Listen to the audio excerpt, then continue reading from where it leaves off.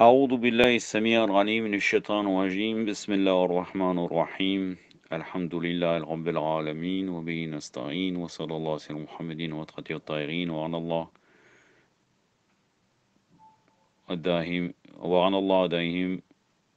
الله داهم من الآن إلى قيام يوم الدين آمين رب العالمين.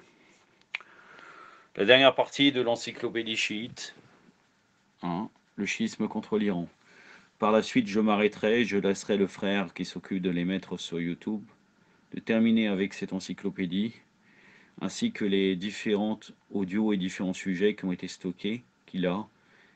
Et par la suite, donc je vais m'arrêter un très très long moment, le temps qu'il mette toutes ces audios, pas seulement encyclopédie chiite, mais d'autres audios en ligne. Et par la suite, je continuerai un autre sujet quand il me fera signe qu'il aura terminé, bismillah. Donc voilà, le schisme contre l'Iran, c'est le dernier sujet. Certains sont tombés victimes sur l'aspect du schisme et l'Iran. Ils impliquent que le schisme provient de la Perse et qu'ils ont détesté les Arabes et c'est pourquoi ils s'opposent à Omar, la'anatullah alayhi, et aux autres compagnons. Mais l'Iran est un pays où le schisme est une croyance. Et le schisme est une croyance. Ils sont deux entités différentes. Beaucoup de musulmans sont chiites, mais pas nécessairement iraniens. Il y a des chiites en Irak, au Hijaz, péninsule arabique, en Syrie, au Liban, ils sont tous des Arabes.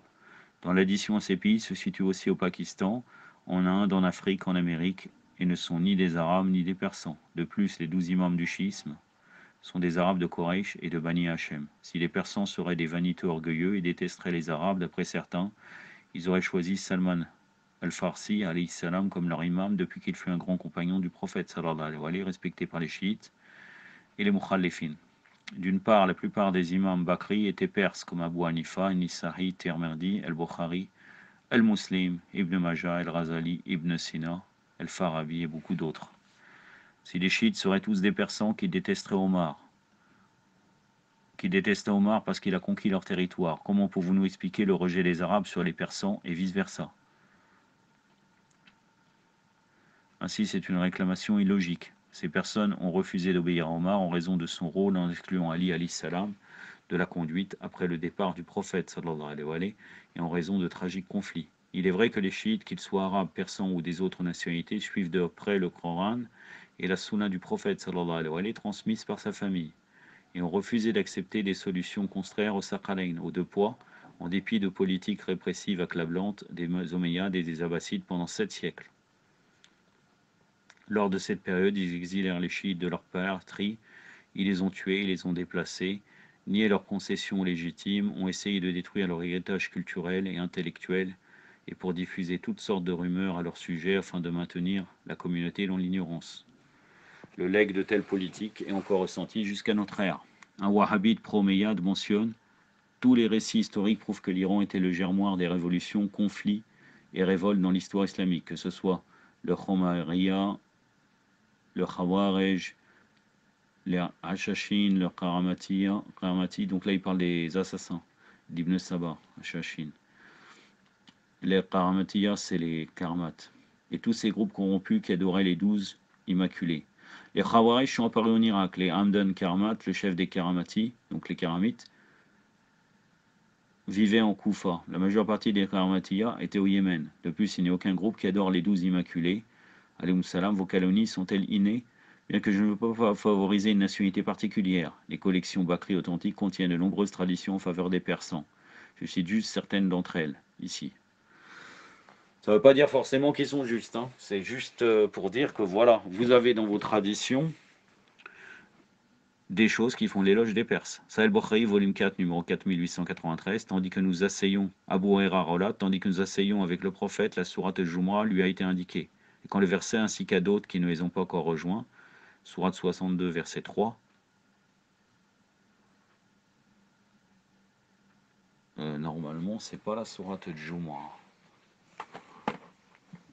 Ce verset ne me dit rien, sauf si moi, j'ai fait une erreur dans le... Je vérifie.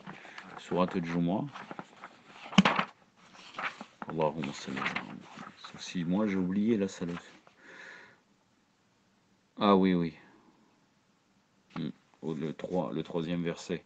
أعوذ بالله السميع العليم من الشيطان الرجيم ولا آخرين منهم لم يلقوه بهم صدق الله العلي العظيم. Donc c'est le verset 3 de Sourate al-Jumu'ah, la Sourate 62. Fut exposé par le prophète, j'ai dit, qui sont-ils, ô apôtre d'Allah?